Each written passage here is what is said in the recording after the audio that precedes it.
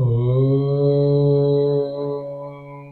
गं गणपतये नमः।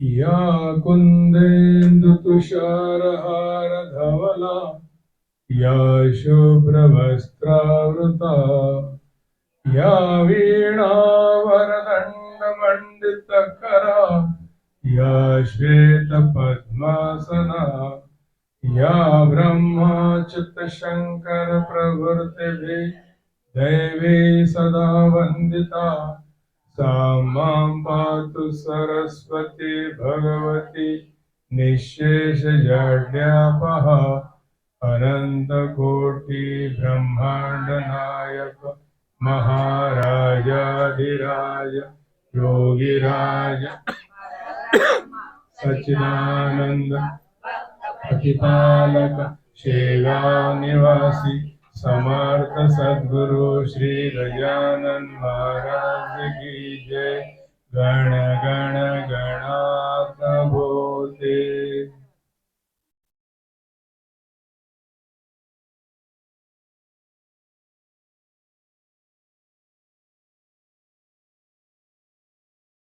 आज इथंच बोललो दिगंबर भाऊ गोकार यांचे इथं ब्रह्ममुहूर्त पारायण संपन्न होत आहे। सर्वात जास्त गर्दीचा रेकॉर्ड दिगंबर भावाने मोडून टाकला। या घरावर महालक्ष्मी आणि महासरस्वती दोन्हीची कृपा आहे। या दोन्ही एका जागी मिळत नाही। जिथं पैसा आहे तिथं मुलं हुशार राहत नाही, जिथं मुलं हुशार आहे तिथं पैसा राहत नाही। परंतु हे घर त्यामध्ये वेगळं आहे। ईश्वराची कृपा आहे, महालक्ष्मीची कृपा तर आहेच या परिवारावर, या कुटुंबावर। सोबत यांची नात सुद्धा शिक्षणामध्ये टॉपर आलेले आहे, तिच्यासाठी पण टाळ्या वाजवल्या।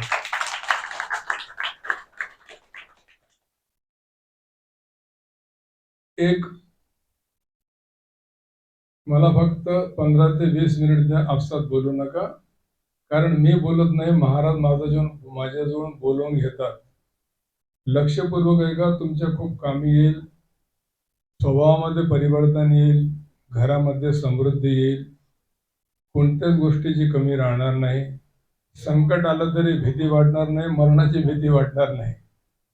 एकदा प्रेमाने बोला जय गजानन, आनंदाने म्हणा, चेहरा हासरा करून म्हणा, दिगंबर भाऊच्या घरी म्हणा, पहाटे पहाटे म्हणा, महाराजांच्या चरणी म्हणा, जोऱ्याने म्हणा। वा, महाराजांची कृपा बघा। महाराजांनी समाधी घेतल्यानंतरही काय काय महाराज चमत्कार करत आहेत आपल्या जीवनामध्ये। कितीतरी अशा गोष्टी होत आहे ज्या आपण कल्पना सुद्धा केली नव्हती। हे जागा ठीक आहे बेटा, इथंच ठीक आहे, पण येणार जाणार हे होणार नाही। याच्या आधी जे सांगितलं पुन्हा परत एकदा सांगतो, कारण की माझ्या बहिणी पुष्कळशा मला नवीन दिसत आहे म्हणून ते रिपीट होणार आहे, क्षमा करा, परंतु ते सांगणं आवश्यक आहे। अधिक मास लक्षपूर्वक आहे का, 3 वर्षात एकदा काय येतं? सूर्याची गती आणि चंद्राची गती यामध्ये अंतर निर्माण होतं। सूर्य आपली परिक्रमा 365 दिवसात पूर्ण करतो, तर चंद्र त्याचा क्षय होत असल्यामुळे त्याला लागतात 354 दिवस। डिफरन्स किती आला? 11 दिवसाचा। 11 त्रिक 33, 3 वर्षाचे। तर 3 वर्षानंतर अधिक मास याकरिता ज्योतिष्य शास्त्रांनी पंडितांनी ठेवलेला आहे की ती तिथीची जुळजुळ झाली पाहिजे, त्याच्यामुळे 1 महिना एक्स्ट्रा ठेवलेला आहे।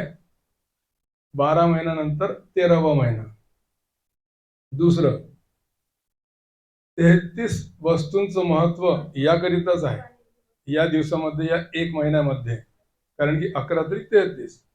दीपदान करायचं आहे वडाच्या झाडाखाली, पिंपळाच्या झाडाखाली, तर ते 33च पाहिजे। तुम्हाला दान करायची इच्छा झाली, बिस्किट द्यायचे आहे, चॉकलेट द्यायची आहे, रेवडी द्यायची आहे, जे काही तुम्हाला द्यायचं आहे ते पदार्थ पाहिजे 33। आणि या महिन्यामध्ये तीर्थयात्रेला, गंगा स्नान म्हणजे गंगेमध्ये जाऊन डुबकी मार असं नाही, आपली नर्मदे गंगाच आहे. गंगा स्नान, तीर्थक्षेत्र आणि भगवंताचं नाव घेणं या एक महिन्यामध्ये जे तुम्ही कराल त्याचं तुम्हाला 1000 पटीने जास्त पुण्य मिळेल. जसं आज इथं ब्रह्ममुहूर्त पारायण होत आहे, हे एकदा यांनी केलंय आज, परंतु हे 1000 केल्या सारखं झालेलं आहे. कारण अधिक मास सुरू आहे, पुरुषोत्तम मास सुरू आहे. पुष्कळशे लोक ज्यांचं जमते, ज्यांचा जो पैसा आहे, वेळ आहे आणि प्रकृती साथ देते, ते लोक 1 महिना तीर्थयात्रेत तीर्थक्षेत्रामध्ये राहतात. 1 महिना पूर्ण तिथं घालवतात.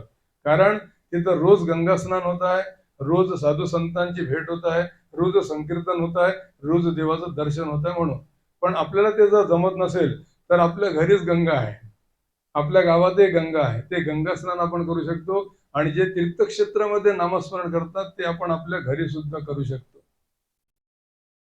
हा अधिक मास एकदा खिन्न मनाने बसलेला होता की मला कोणी पसंतच करत नाही, मला कोणी, कारण माझ्या या 1 महिन्यामध्ये चांगले कार्य होतच नाही. वास्तुशांती, लग्न कार्य, असे पुष्कळ जे कार्य ते माझ्या 1 महिन्यामध्ये होत नाही, म्हणून तो उदास होता, खिन्न होता. नारदजी तिकडून येत होते, नारायण नारायण नारायण. काय झालं अधिक मास? तर तो म्हणायला लागला की बघा ना नारदजी, सर्वांना पसंत करतात, श्रावण महिना, कार्तिक महिना, काय ते धूमधाम असते, सणांची काय उत्सव असतो, आणि बाकी महिन्यामध्ये लग्न कार्य, वास्तू शांती, जमीन खरेदी, सोना खरेदी सर्व होतात, परंतु माझ्या या 1 महिन्यामध्ये काहीच होत नाही. म्हणून मला खूप वाईट वाटत आहे, मला लोक उपेक्षा करतात, मला उपेक्षित ठेवतात. नारदजीने म्हटलं तुझं म्हणणं बिलकुल बरोबर आहे, चला आपण वैकुंठ धामामध्ये जाऊ, जिथं श्री विष्णूजी विराजमान आहे तिथं जाऊया. तिथं गेले आणि दोघांनी प्रणाम केला. विष्णू भगवंतांनी मग प्रसन्न झाले आणि अधिक मासाला बघून म्हणतात, अधिक मास तू असा निराश का होतोस? चल आजपासून मी तुला माझं नाव देतो, पुरुषोत्तम मास. बोलो विष्णू भगवान की. आणि तुझ्या या 1 महिन्यामध्ये लोक जे जे कार्य करतील त्याचं त्यांना 1000 पटीनं पुण्य मिळेल. दुसरं, तुझ्या या महिन्यामध्ये 1 महिन्यामध्ये जो माझ्या मंत्राचा जप करेल त्याच्या सर्व बाधा, सर्व संकट दूर होऊन जातील. तो मंत्र माझा 12 मंत्र आहे, ओम नमो भगवते वासुदेवाय. म्हणजे भगवते म्हणजे भगवंत, वासुदेवाय म्हणजे वसुदेवजीचे पुत्र. थोडस भगवंत वासुदेव आम्ही तुम्हाला प्रणाम करतो, हा असा 12 मंत्र जो लोक म्हणतील त्यांना 1000 पटींना पुण्य मिळेल. त्यानंतर अधिक मास खूप प्रसन्न झाला.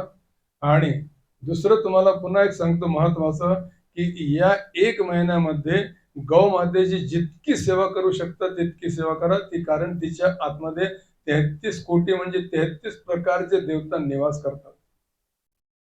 तिला पोळी द्या, ड्रायफ्रूटही देऊ शकता, काजू किसमिस, तिची सेवा करा. आणि जमल्यास तिच्या अंगावर वस्त्र दान करा, म्हणजे साडी तिच्या अंगावर तुम्ही टाकू शकता. गायीचं पूजन करा आणि तिला प्रणाम करा. हे झालं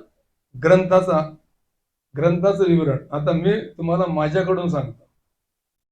बघा, आपण किती जरी काही केलं आणि जोपर्यंत आई आणि बाबांचा सन्मान घरामध्ये होणार नाही, सर्व व्यर्थ आहे. बोला जय गजानन. कारण ती माऊली आहे जिने तुम्हाला जन्म दिलेला आहे. अहो, तुम्ही किती उंची करा, किती आकाशामध्ये उडा, घारीसारखे किती उंच जा, परंतु जोपर्यंत तुम्ही आईच्या कडेवर येणार नाही तोपर्यंत तुमची उंची वाढणार नाही. बोला जय गजानन. कारण ती माऊली आहे, तुमची जन्मदात्री आई आहे. आई तुझ्या मूर्ती वाणी या जगात मूर्ती नाही. आई तुझ्या मूर्ती वाणी या जगात मूर्ती नाही. अनमोल जन्म दिला ग आई, तुझे उपकार भेटणार नाही. अनमोल जन्म दिला ग आई, तुझे उपकार भेटणार नाही. बालपणी मी ताना होतो, ओ बालपणी मी ताना होतो, लास तू पाणा अमृताहुनी गोड पाजलास पाना, अमृताहुनी गोड पाजलास पाणा. आई तुझ्या उपकाराची कधी जाणीव झालीच नाही, आई तुझ्या उपकाराची कधी जाणीव झालीच नाही, अनमोल जन्म दिला ग आई तुझे उपकार फिटणार नाही, अनमोल जन्म दिला ग आई तुझे उपकार फिटणार नाही.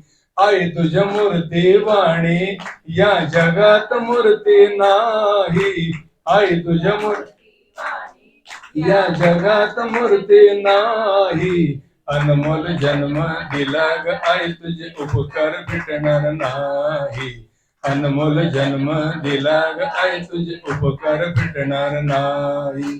कितीही जरी या कलियुगामध्ये लोक म्हणत असतील, आम्ही सुद्धा म्हणतो, परंतु आजही या कलियुगामध्ये आजही असे मुलं आहे जे आईला देवापेक्षाही जास्त श्रेष्ठ मानतात. मी माझं स्वतःच उदाहरण सांगतो. बोलू नका. भद्रावतीमध्ये एक माऊली आहे जी विधवा आहे. तिच्या मनामध्ये इच्छा झाली आणि तिने आपल्या मुलाला सांगितलं की बेटा मला भागवत करायचं आहे. त्याने बिलकुल पर्वा केली नाही, आईचं म्हणणं ऐकलं. मला तिथं भद्रावतीला बोलवलं आणि 2.5 ते 3 लाख खर्च करून भागवत सप्ताह केला. बोला जय गजानन. तिथं मी बघत होतो प्रत्येक गोष्टीमध्ये मम्मी मम्मी मम्मी मम्मी. मी जेवायला जात होतो त्यांच्या घरी, कोणती गोष्ट राह, आलमारी जरी उघडायची आहे त्याच्यातून काही लिफाफा जरी काढायचा, मम्मी शिवाय जमत नाही. आणि तो इतका मोठा मुलगा आहे 30 ते 35 वर्षाचा, माझ्या समोर तो आईच्या मांडीमध्ये झोपत होता. ते पाहून मला रडायला येत होतं की आजही अशी मुलं आहे. आता मी 4 दिवसापूर्वी सुंदरकांड पाठ केला दुर्गा माता मंदिर जाऊन. त्यांची माऊली आहे आई, तिने 2.5 कोटी राम नाम लिहिले. किती? 2.5 कोटी. ते तिथं ठेवलेले होते नाव. माझ्या समोर त्यांनी मला घरी बोलवलं. माझ्या समोर ती जी म्हणत होती, तिचा जो मुलगा होता, जो आता रिटायर झालेला आहे, ऑफिसर होता नगर परिषद मध्ये, तो रिटायर झाला. ती जी म्हणत होती त्याने नाही म्हटलंच नाही. अरे बेटा आपल्याला हे करायचं आहे, महाराजांना बोलवायचं, सुंदरकांड पाठ करायचा, लोकांना जीव घालायचा, अन्नदान करायचं, हे हो हो आहे, हो आहे, हो आहे. आजही असे मुलं आहेत. मी तुम्हाला, मला रडायला येते. या कलियुगामध्ये एका मुलाचे बाबा वारले, आई राहिली विधवा. त्याने आयुष्यभर लग्न केलं नाही की माझ्या लग्न झाल्यानंतर जर बायको बरोबर आली नाही तर माझ्या आईचं काय होईल. आयुष्यभर मरेपर्यंत त्याची सेवा केली. वाईटही आहे या कलियुगामध्ये तर चांगलंही आहे. आणि या अधिक मासामध्ये मी तर म्हणतो की तुम्ही मी सांगितलेलं काहीच काही नाही तरी चालेल, परंतु फक्त आईच्या मांडीवर डोकं ठेवलं ना, तुम्हाला अधिक मासाचं पूर्ण पुण्य मिळालं. बोला जय गजानन. कारण तिच्या या आत्म्यातून, इथून, कारण तुम्हाला हृदयच तसं दिलंय देवाने, इथून आत्म्यातून, तुमच्या आत्म्यातून जो आशीर्वाद निघतो ना, मुलाबाळाकरता, मुलीकरिता तर निघतो गॅरंटेड 100%. मुलीचं नाहीचं तर मी कधी ऐकलं नाही या जगामध्ये का दोघांचं पटत नाही म्हणून, कधीच नाही ऐकलं. परंतु तिच्या आत्म्यातून, इथून जो आशीर्वाद निघतो ना, तो महाराजांनी दिलेला आशीर्वादासारखा असतो. बोला जय गजानन. समाधी झाल्यानंतरही बघा, महाराज समाधी झाली, समाधीस्थ झाले. एक बिचारा मजूर, त्यावेळेस का त्याला 10 रुपये मिळत नसतील. समाधीचं बांधकाम सुरू होतं, कळसाचं काम सुरू होतं. वर 30 फूट उंच कळस. 30 फूट कशाला म्हणतात तो, 30 फूट उंचीवर तो कळस आपल्या मिस्त्रीला बिचारा दगड देत होता. मजूर माणूस, गरीब माणूस दगड देत होता. दगड देता देता त्याचा झोप गेला आणि बिचारा तो इतक्या उंचीवरून खाली पडला जमिनीवर. लोक म्हणे मेला, आता हा मेला, नक्की मेला. परंतु तो टनकन उठून उभा झाला. लोक तिथं जमा झाले. अरे काय झालं, काय झालं रे तुला, तुला तर काहीच झालं नाही, तू इतक्या उंचीवरून पडला, तुझं डोकं फुटलं असतं, दवाखान्यात न्याय लागलं, तू तो टनकन उचलून चेंडू जसं उभा राहतो तसं उभा झाला तू. त्यांनी म्हटलं ते ऐकण्यासारखं आहे. त्यांनी म्हटलं, जेव्हा माझा दगड देता देता झोप गेला होता तर साक्षात महाराज आले होते. त्यांनी मला उचललं आणि हात पकडून मला खाली उतरवलं आणि मी जमिनीवर उभा आहे. बोला जय गजानन. आजही इतकी वर्ष झाल्यानंतरही आजही एक जयपूर म्हणून गाव होतं. जयपूर म्हणजे आपलं ते जयपूर नाही, मोठं नाही, एक खेडं गाव आहे. तिथे एक बाई होती, विधवा बाई, 2 मुलं.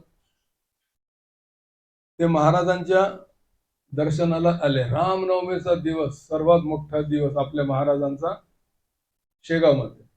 अलोट गर्दी, अफाट गर्दी. ही बिचारी माऊली आपल्या 2 मुलांना घेऊन कशी तरी एका बाजूला अशी कोपऱ्यामध्ये उभी होती. आरती झाल्यानंतर जी गर्दी उसळली, तिथं बांधकामाचे दगडाचे खांब ठेवलेले, 1.5 फूट जाडीचा आणि 5 फूट लांबीचा असे कितीतरी खांब असे टेकून ठेवलेले होते. लोक जे धावायला लागले का नाही आरती घेण्याकरिता, प्रसाद घेण्याकरिता. तर ते जे खांब ठेवलेले होते ते खांब पूर्ण भडभड भडभड भडभड भडभड खाली पडून गेले आणि या माऊलीच्या अंगावर पडले आणि ते मुलं त्याच्याखाली दबून गेले. लोक म्हणायला लागले की माय बाई मेली, आता हे जिवंत राहू शकत नाही. अहो, कशाला म्हणतात 1.5 फूट जाडी आणि 5 फूट लांब आणि ते सिमेंटचे खांब, ते तिच्या अंगावर पडले. लोक म्हणे आता ही मेली, काढा लवकर, काढा लवकर, काढा बाहेर काढा. ते दगड, ते खांब उचलले, त्या बाईला उचललं हातामध्ये आणि जाऊन डॉक्टर लोबो म्हणून बाई होती, ख्रिश्चन डॉक्टर होती, तिच्याकडे घेऊन गेले. तिने प्रथम उपचार केला. ती हसायला लागली आणि म्हणायला लागली, ये हो ही नहीं सकता, उतने सारे खंबे के नीचे गिरने वाली बाई जिंदा रह नहीं सकती. हा चमत्कार कसा झाला? कारण महाराजांनी तिला वाचवलं आणि तिच्या अंगी जे भूत होतं ते काढायचं होतं, म्हणून महाराजांनी ते खांब तिच्या अंगावर पाडले आणि तिला सुरक्षित ठेवलं. बघा, आता जे झालेलं आहे त्या मजुरासोबत, त्या राजपुताच्या बाईसोबत, ते आपल्यासोबतही होत आहे. पण तुम्ही दुसऱ्याला ते तसं सांगू नका. त्यामुळे महाराजांची जो आशीर्वाद आहे त्यामध्ये कमतरता येते. झालं ना तुमच्यासोबत, महाराजांनी चमत्कार केला ना, बस या मनामध्ये दाबून ठेवा. मरेपर्यंत लक्षात ठेवा की महाराज बस असेच माझ्यावर तुम्ही कृपा करत राहा. आता अधिक मास सुरू असताना, अधिक मास भगवान श्रीकृष्णांचा, भगवान विष्णूजींचा, विष्णूजीचे 2 मंदिर आहेत मला माहित आहे. वणीमध्ये रंगनाथ स्वामी मंदिर, जिथं लक्ष्मीजी त्यांच्या पायाजवळ आहे आणि ती दर्शनीय मूर्ती आहे. दर्शनाला येत जा, कारण मी तिचा अध्यक्ष. तुम्ही याला पैसे टाकाल तर आमचं काम चालेल. बोलायचे आहे गजानन. दुसरं मंदिर दक्षिण भारतामध्ये रंगनाथ स्वामी भगवान. आपल्या मंदिराचं तसं देवाचं नाव रंगनाथ आहेच, आपल्या मंदिराचं नाव रंगनाथ स्वामी का पडलं? स्वामी. तर ही मूर्ती दक्षिणेकडे चालली होती, तिथं स्थापना होणार होती, परंतु रात्री मुक्काम केला, सकाळी उचलायला गेले, मूर्ती उचललीच नाही, तिथंच राहून गेली. मग त्या त्या महाराजाचं नाव होतं रंगनाथ आणि आंध्रच्या लोकांना स्वामी म्हणतात, ब्राह्मणाला रंगनाथ स्वामी. त्या स्वामीने विचार केला की अब मुझे यही सेवा करना मरते दम तक भगवान की, आणि त्यांनी शेवटपर्यंत आपल्या देवाची सेवा केली. त्यांची समाधी मागच्या बाजूला आहे, त्यांच्या 2 शिष्याची समाधी आहे. म्हणून एक आहे मंदिर कशाचं? विष्णू भगवंताचं, आणि नाव काय पडलं? रंगनाथ स्वामी मंदिर. एक मूर्ती तिकडे आहे. तर दक्षिणेचा चमत्कार सांगतो बघा, खूप जुनी गोष्ट आहे, प्राचीन, कितीतरी 1000 वर्ष झाली असतील. या अधिक मासाच्या कथेवरून तुमच्या लक्षात येईल की देवाला काय पाहिजे? फक्त तुमचं प्रेम पाहिजे, बस, बाकी काहीच नको. इथून जे प्रेम निघते आपल्या, ते प्रेम पाहिजे देवाला. मग तुम्ही 1,00,000 रुपयाच्या जागी 1 रुपया जरी अर्पण केला तरी तो त्यांना 1,00,000 रुपयासारखा आहे. आणि तुम्ही काजू किसमिसची प्लेट जरी ठेवली नाही, एक तुळशी पत्र फक्त त्याला स्नान करून जरी देवासमोर ठेवलं तरी ते भरपूर आहे, त्यांना ते ग्रहण करतात. रंगनाथ स्वामी, रंगनाथ भगवान, तिथं एक पुजारी होते, त्या ठिकाणी त्यांना स्वामी म्हणतात. त्या पुजाऱ्यांची एक मुलगी होती, तिचं नाव होतं गोदांबा. तिचं वय होतं 14-15 वर्षाचं आणि अगदी भोळी भाबडी, देवाची सेवा करणारी. ते पुजारी जे होते, आता तुम्हाला माहित आहे, पुजारी म्हटल्यानंतर ते पूर्ण आपलं समर्पण देवाला देऊन टाकतात. त्या मूर्तीला मूर्ती समजत नाही, ते देव समजतात. तर ते पहाटे पहाटे उठून पुजारी बुवा चांगले सुगंधित फुलं आणत होते, असा जाडा हार देवासाठी बनवत होते स्वतःच्या हाताने आणि एका ताटामध्ये ठेवून देत होते आणि नंतर बाहेर जात होते. ती मुलगी देवाला आपला नवरा समजत होती, जसं मीराबाईने कृष्ण भगवंताला आपला पती समज. कोणते कसे समजा, मुलगा समजा, बाबा समजा, आई समजा, आपण जसं माऊली म्हणतो, परंतु संबंध जोडा. तर ती देवाला आपला नवरा समजायला लागली. ती गोदांबा नावाची मुलगी, 13-14 वर्षाची मुलगी. ती काय करत होती, की तो जो हार आहे, बाबा गेल्यानंतर लपून छपून तो जो हार आहे तो आपल्या गळ्यामध्ये टाकत होती, गोल गोल गोल गोल फिरत होती आणि मग चुपचाप तिथे ठेवून देत होती, की माझ्या गळ्याचा हार देवाला, म्हणजे देव माझा नवरा झाला. तो तिथं त्या प्लेटमध्ये परत ठेवून देत होती, ताटामध्ये. बाबा येत होते आणि तो हार देवाला अर्पण करत होते. असं पुष्कळ दिवस चालत राहत. एक दिवस काय झालं, की यांनी तो हार उचलल्यानंतर गळ्यामध्ये टाकला. ती दृश्य ते खिडकीच्या मागून त्याच्या बाबानं बघितलं. शिव शिव शिव शिव शिव शिव, अरे अरे अरे बेटा, तूने ये क्या कर दिया, बहुत बड़ा पाप हो गया. खूप मोठं पातक झालं ग. अगं, तुझ्या गळ्यातला घातलेला हार मी देवाला चढवतो, तर किती मला पाप लागलं असेल. हे खूप चुकीचं झालंय, तू काय केलं बेटा. ती रडायला लागली, तिच्या डोळ्यातून अश्रूच्या धारा वाहायला लागल्या. तिने म्हटलं, बाबा खूप मोठी चूक झाली, मला क्षमा करा. बाबांनी म्हटलं, इतकी मोठी चूक बेटा, किती पाप लागलं असेल तुला आणि मला. तुझ्या गळ्याची उतरलेली माळ मी देवाला चढवली. खूप पाप लागलं बेटा, आता असं बिलकुल करायचं नाही, उद्यापासून बिलकुल करू नको. तिने म्हटलं, ठीक आहे बाबा, तुम्ही म्हणता तर काही हरकत नाही. साधी भोळी भाबडी होती बिचारी. तिच्या मनामध्ये शुद्ध अंतःकरण होतं. ईर्ष्या नाही, द्वेष नाही, मत्सर नाही, काम नाही, क्रोध नाही, लोभ नाही, काही नाही. एकदम साधं सुधं प्रेम. तिने म्हटलं, काही हरकत नाही. आता या पुजाऱ्यांनी ती माळ बनवल्याबरोबर देवाला चढवायचं ठरवलं, कारण मी जर बाहेर गेलो तर पुन्हा गळ्यात टाकून देईन. म्हणून त्यांनी लगेच ती माळ विष्णू भगवंताच्या गळ्यामध्ये टाकली. परंतु ती माळ टाकल्याबरोबर तुटून खाली पडली. बोला जय गजानन. त्यांनी विचार केला, की माळचा मी धागा तर छान बांधला होता, गाठी चांगली बांधली होती, तरी पण ती माळ कशी खाली पडली. दुसरी माळ बनवली, तशीच जाड जाड अशी फुलाची माळ स्वतःच्या हाताने. आणि ही गोदांबा बघत होती टुकुर टुकुर, तिकडे देवाकडे, बाबाकडे, आणि त्या पुष्पमालकडे. तिला माहित होतं. पुन्हा ती उचलली आणि देवाच्या गळ्यामध्ये टाकली. ती माळ पुन्हा तुटून गेली आणि खाली पडली. तो आता रडायला लागला, त्याच्या डोळ्यातून अश्रूच्या धारा व्हायला लागल्या. तितक्यातच त्या ठिकाणी विष्णू भगवंत प्रगट झाले. बोलो विष्णू भगवान की. आणि म्हणायला लागले, स्वामी, ही तुझी जी मुलगी आहे, हिने मला नवरा समजून प्रेम केलं आणि स्वतःच्या गळ्यातली माळ माझ्या गळ्यामध्ये टाकत होती. किती प्रेम त्या माळमध्ये, म्हणून ती मी ग्रहण करत होतो. आणि आज तू तिच्या मुलीच्या गळ्यामध्ये माळ टाकली नाही आणि मला डायरेक्ट सरळ सरळ माझ्या गळ्यामध्ये घातली. ती मला कबूल नाही रे, म्हणून ती खाली पडून गेली. आत्ताही काही चुकलं नाही. परत माळ बनव, तिच्या गळ्यामध्ये टाक आणि मग ती मला अर्पण करील, तेव्हा मी ती ग्रहण करील. तसंच केलं. ती मुलगी इतकी आनंदी झाली, तिथंच गोल गोल गोल गोल घुमून ओम नमो भगवते वासुदेवाय म्हणायला लागली. आणि ती माळ तिने स्वतः देवाच्या साक्ष, पहिले मूर्तीला अर्पण करत होती, आता देवाच्या गळ्यामध्ये माळ टाकली. देव हसत होते, चेहऱ्यावर हास्य होतं आणि तिथंच देव अंतर्ध्यान झाले आणि त्या मूर्तीमध्ये सामावून गेले. ती मूर्ती आजही आहे. तिचं नाव आहे रंगनाथ देवस्थान. आपण दक्षिणेमध्ये तिचं दर्शन घेऊ शकतो. आता प्रवचन किती मिनिटाचं राहिलं असेल? 2च मिनिटाचं. कारण आपली टाइम लिमिट आहे, वेळ आहे, त्याच्या बाहेर आपण जाऊ शकत नाही. चौकटीच्या बाहेर सर्व कार्यक्रम असतात. गोपाळराव संधी देतात, तेच खूप मोठी गोष्ट आहे. कारण प्रवचनालाही तितकं महत्व आहे, तितकं आवश्यक आहे. तुम्हाला नवीन नवीन गोष्टी ऐकायला मिळतात. आता तुम्हाला मी जे सांगणार आहे ते ऐकून खूप आश्चर्य वाटेल. या अधिक मासामध्ये काय खाणं गरजेचं आहे, काय खायला पाहिजे?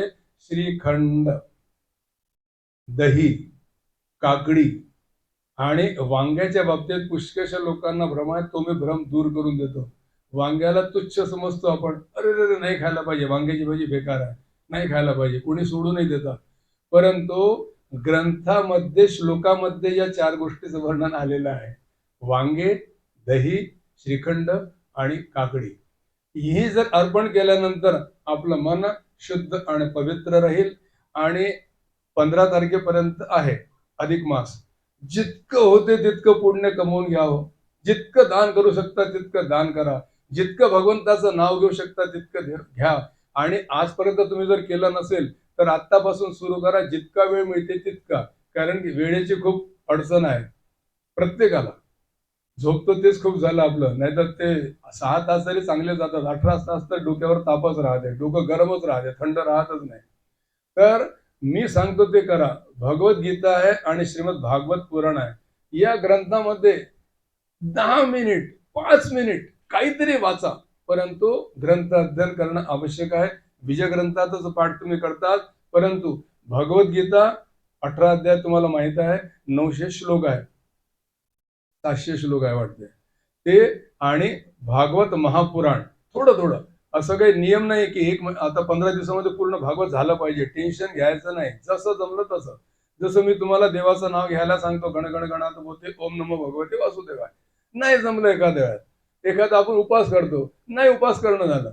छोट्या छोट्या गोष्टी, अरे बापरे महाराज नाराज तर झाले नसेल, अरे बापरे महाराज रुष्ट तर झाले नसेल, अरे बापरे महाराज देव श्राप देणार नाही आमच्या कुटुंबाला. तसं काहीच नसते हो. ती माऊली आहे, ते भगवंत आहे, ते नारायण आहे. ते आपल्या भक्तांवर नेहमी डोक्यावर हात ठेवतात. असं कधी झालं का की आईनी माऊलीनी आपल्या मुलाला श्राप दिला? असं आजपर्यंत कधीच झालं नाही. मुलाने किती काही जरी दुःख दिलं तरी त्या माऊलीच्या त्या हृदयातून शाप निघत नाही. ती वरदानच देत असते, आशीर्वादच देत असते. तसं करा. आणि या मुखामध्ये भगवंताचं नाव इथं या जिभेवर ठेवा. एक सारखं नाव घेत चला. म्हणजे आतमध्ये उजेड होईल आणि बाहेरही उजेड होईल. हे आपलं शरीर म्हणजे घर आहे. हे मुख म्हणजे आपला दरवाजा आहे. हे जीभ म्हणजे आपला उंबरठा आहे. जसं ते उंबरठा आहे तिथं, ही जीभ उंबरठा आहे. या उंबरठ्यावर गण गण गणात बोतेचा दीपक ठेवा. तर आनंदी आनंद आहे. आणि तुम्हाला शेवटचं वाक्य सांगतो की आनंद बाहेर शोधायची गरज नाही. तुमच्या आतमध्ये आहे. तो तुम्ही बाहेर काढत नाही. तो बाहेर काढा. आनंदी राहा आणि चेहरा प्रसन्न ठेवा. काय घरामध्ये उदास राहतात, स्वतःचं मूड तर खराब करतात, घरच्या लोकांचे मूड खराब करून टाकतात. जेवढे प्रसन्न राहाल तेवढं घर आनंदमय राहील. नवरा घरामध्ये आल्यानंतर चेहऱ्यावर 12 वाजले नाही पाहिजे. चांगले आनंदाने स्वागत करा. त्यालाही बरं वाटेल, तुम्हालाही बरं वाटेल. तसंच आम्हालाही लागू होते. आम्ही घरामध्ये शिरल्यानंतर बाहेरच्या गोष्टी सोडून माझी बायको, माझे मुलं, माझे महाराज, बस इतकं लक्षात ठेवायला पाहिजे. तुमचं तिकडे काय झालं, सर्व्हिसमध्ये व्यापारात घाटा झाला का मुनाफा झाला, त्याच्याशी घरच्या लोकांना काही घेणं देणं नाही. घराच्या बाहेर खेळा लावून द्या. त्या खेळामध्ये तसं लटकून द्या बाहेरचं. आणि आतमध्ये घरी आल्यानंतर आपल्या बायकांसाठी, मुलांसाठी वेळ घालवा. मिळून जेवण करा. एका जागी जेवण करा. आनंदाने जेवण करा. जेवण करताना टीव्ही किंवा मोबाईल बघू नका. फक्त भगवंताचं नामस्मरण करत राहा. आनंदी जीवन जगा आणि चेहऱ्यावर नेहमी हास्य ठेवा. मुखामध्ये गणगण गणात बोतेचा जप निरंतर ठेवा. आणि जेव्हा महाराज बोलवतील तेव्हा शेगावला जा. समाधी दर्शन करा. कोटा फुल करून घ्या. नंतर मग जेव्हा महाराज बोलावतील तेव्हा महाराज बोलावतील. प्रवचन संपलं. समर्थ सद्गुरु श्री गजानन महाराज की जय. गण गण गणात बोते बाबा म्हणत होते.